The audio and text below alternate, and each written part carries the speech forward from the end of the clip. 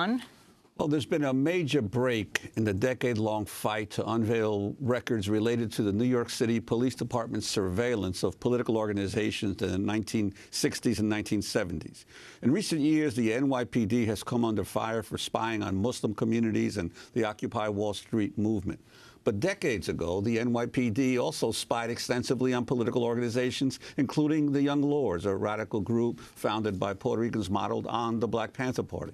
The Young Lords staged our first action in July of 1969 in an effort to force the city of New York to increase garbage pickups in East Harlem.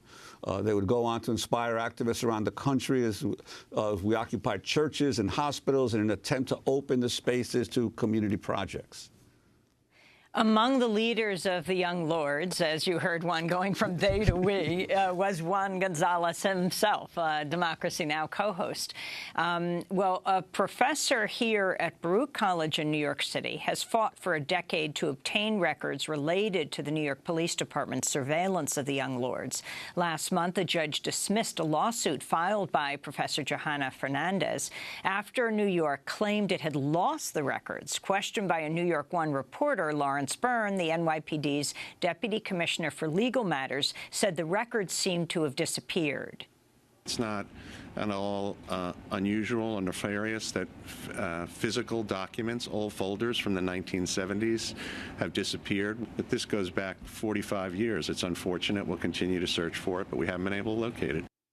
But this week, Johanna Fernandez received word from the city that the records had not been lost or destroyed. In fact, the city's municipal archive had found more than 520 boxes, about 1.1 million pages, apparently containing the complete remaining records documenting the NYPD's surveillance of political groups in New York City throughout the 1960s and the 1970s. To talk more about this revelation, we're joined by Johanna Fernandez herself, history professor at Baruch College here in New York. She filed the lawsuit in 2014 to force the city of New York to locate and make public records on police surveillance of the Young Lords. Her forthcoming book is on the Young Lords is called When the World Was Their Stage, and we're joined by her attorney, Gideon Oliver. We welcome you both to Democracy Now! So, Johanna, talk about how this all happened. Well, I began this search a decade ago. And the police department in New York City gave me the runaround. And I personally believe that they were duplicitous. About 3 years ago, I went in person to One Police Plaza thinking that perhaps I could rationally talk to somebody. And they suggested that they were going to help me find the records, and they called me professor and doctor. And then they sent me a letter, like about 6 months later, telling me that they were going to dismiss my request, my FOIL request. And it was then that I pulled resources together and hired Gideon Oliver, in part because I understood the historical significance of these records, not just for the Young Lords, but for the history of New York City and the history of activism, and the ways in which the police have systematically undermined and essentially destroyed radical organizations such as the Young Lords. And Johanna, how does somebody lose and then suddenly find 500 boxes? I mean, where were these boxes? Where were they supposed to be, and how did they suddenly come up with them? Well, in 1971, radical lawyers in New York filed a suit demanding that these files of police surveillance be preserved. And in 1986, a judge said that they could not be discarded, that they had to be preserved for the historical record. And the judge at that point said that the police had to work with the Municipal Archive of the City of New York to preserve these records. And from 1986 to the present, they've been lost, over 1 million records. But they were found. One day they were lost, and now they were found. Now they are found, thankfully, in what is known as the Queen's Warehouse, which houses currently not just the handshoe boxes. Again, an epic find. And handshoe is the original case that you were referring to. The handshoe is the original case I was referring to. which is an epic win for civil liberties and for historians seeking to understand the history of the city. But this warehouse apparently houses over 10,000 boxes of records of the city of New York that have not been inventoried. So that's exactly where they were found. I want to turn to some of the New York City police index cards documenting surveillance of the young lords, including a number of these index cards on you, Juan. One dated April 4th, 1969, describes Juan's height and weight, 5'11", 150 pounds, and reads, I wish quote, I was that way now. the above person, this is what it says, the above person was observed at a rally held at 110th Street and Broadway, sponsored by the West Side Community Council Against Urban Renewal and Columbia Expansion. He did not speak, unquote. Another dated January 18, 1970, reads, quote, the above-named person was present at the First Spanish Methodist Church on 111th Street and Lexington Avenue, Manhattan. He, along with a group of young lords and other sympathizers, were at the church to feed the community children and give them clothes, unquote. There are detailed notes not only on Juan's participation in the protest, but also on his published articles and media appearances. Your response to this, Juan? Well, is it true, first of all? Did you not speak at 110th and Broadway? I'm sure that there were many times when I did not speak, surprise to many. But what I'm interested in is who was giving the reports, because we've always had debates among former young lords about who were the police undercovers, and of course, while I'm sure that these files would have those names redacted, we could pretty much be able to piece together by when the events occurred and who we recall being there as who would be the likely informants. But it is an amazing fact, because back then the group, we knew it as BOSS. Bureau of Special Services, or the Red Squad, that was the one that was in charge of collecting all of this information. And it was a very extensive organization with lots of informants that were providing reports. Well, Juan, I want to play a clip of you from the Third World newsreel film, El Pueblo se levanta, The People Are Rising. The main thing that we're clear on is that it's such a simple thing to give us space. And now that we've gotten into this church and eaten here and been here for hours, we know what a big place it is. It's incredible, the space in this church. All unused, never open to the community.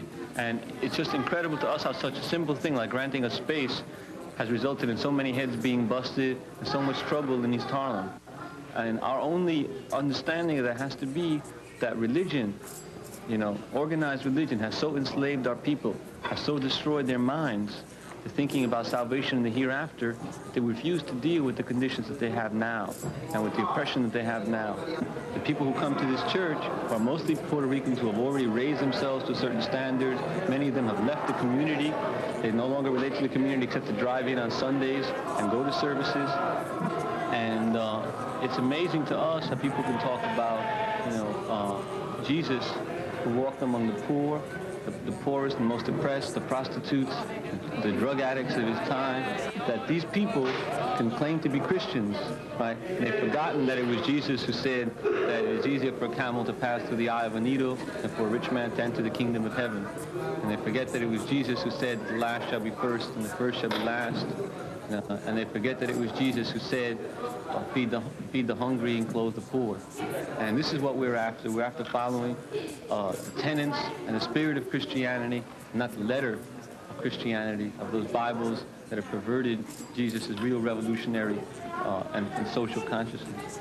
And that was Juan Gonzalez. Thanks to the Third World newsreel for that clip. And for our listeners, if you want to see a young Juan Gonzalez, go to our website at democracynow.org.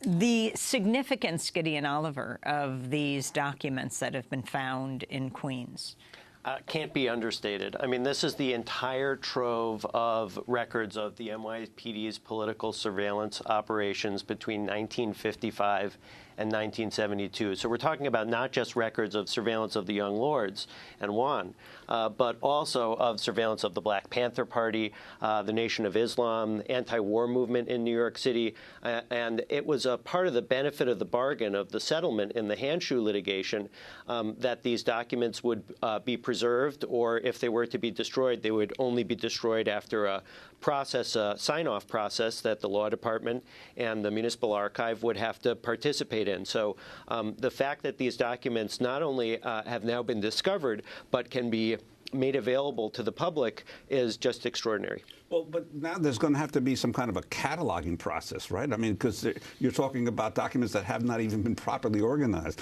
Are you marshaling a group of folks to do that, or what? How's this going to work? That's not my end. So I think it's important to say that the Municipal Archive of the City of New York is committed to making this available to the public and to working with scholars. And they've invited me early on to look through the records and to help identify the most important records for my project, but also to help in the process of inventorying this really epic trove of documents, which will help historians understand the hard hat demonstrations, for example. There is a whole famous section. Whitehall demonstrations. Exactly. Yes. So there's a whole section on that. There's an entire section of boxes on the Columbia strike of 1968, but also activities at Columbia in 1972. The Black Panther Party is identified by name, and it's one of the only organizations that is identified fully by name, along with the NOI. Right. I imagine that there is information here about the murder of Malcolm X. And so these records are really going to transform our understanding and critique of the parameters of allowable conduct on the part of the police. And we know that there has been a lot of debate and discussion about what the police can and cannot do in American society today in the aftermath of 9/11. But the historical record really allows us to step back and ask questions about civil constitutional rights. You're talking about local surveillance. What about federal surveillance, like COINTELPRO? Not that they didn't also work with the local police, but the counterintelligence program of the FBI.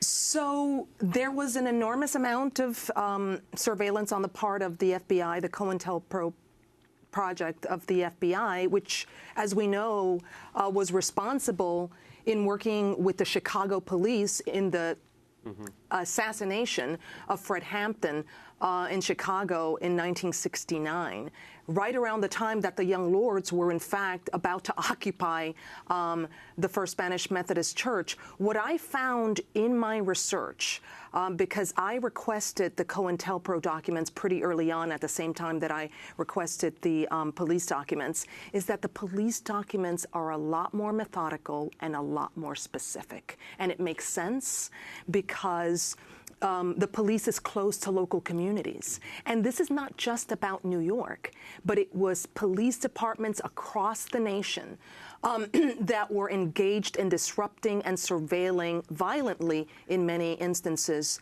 the work of activists. And those records are more revelatory, I believe, from my study of collections of both than the COINTELPRO documents. Did Police One ever approach you and say afterwards, you know, maybe someone you became friendly with, that they were monitoring you and following you?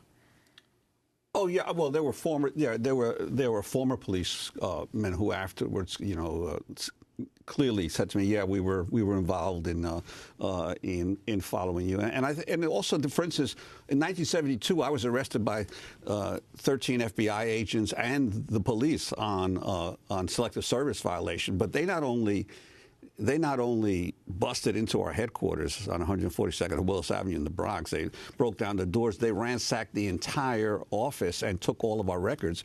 And then when we went to court to say, hey, we want our records back, they denied that they ever had them. And so I'd be interested to see if there are reports in there about what they found when they ransacked our offices and then swore before a judge that they didn't take anything.